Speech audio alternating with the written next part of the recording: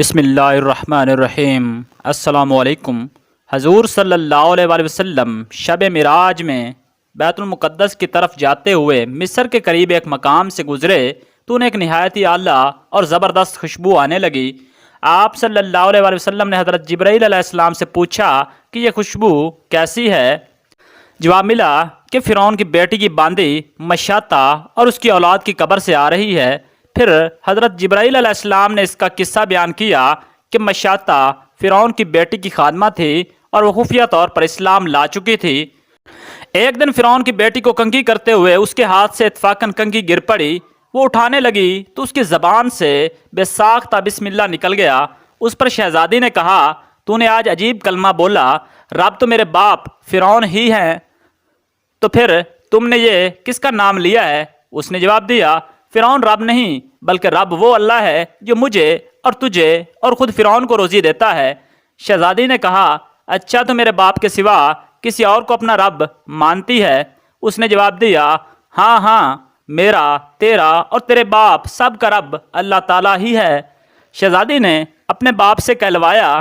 وہ سخت غضبناک ہوا اور اسی وقت اسے برسر دربار بلوا بھیجا اور کہا، کیا تو میرے سوا کسی اور کو اپنا رب مانتی ہے؟ اس نے کہا، میرا اور تیرا رب اللہ تعالیٰ ہی ہے جو بلندیوں اور بزرگی والا ہے۔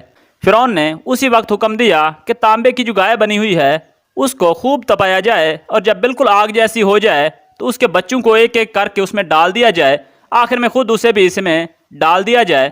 چنانچہ وہ گرم کی گئی۔ جب آگ جیسی ہو گئی تو حکم دیا کہ اس کے بچے کو ایک ایک کر کے اس میں ڈالنا شروع کرو۔ اس نے کہا، بادشاہ ایک درخواست میری منظور کرو، وہ یہ کہ میری اور میرے ان بچوں کی ہڈیاں ایک ہی جگہ ڈال دینا۔ اس نے کہا، اچھا، تیرے کچھ حقوق ہمارے ذمہ ہیں اس لیے یہ منظور ہے۔ اس کے دونوں بچے اس کی آنکھوں کے سامنے اس میں ڈال دیے گئے اور وہ فوراً جل کر راکھ ہو گئے۔ پھر سب سے چھوٹے بچے کی باری آئی جو ماں کی چھاتی سے لگا ہوا دودھ پی رہا تھا۔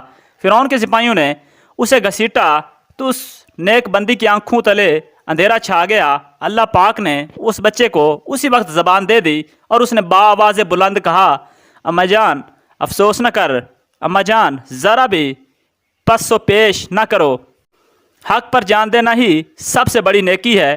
چنانچہ انہیں صبر آ گیا۔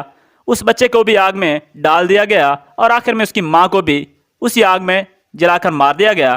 یہ خوشبو کی مہکیں اسی کے جنتی محل سے آ رہی ہیں۔ سبحان اللہ۔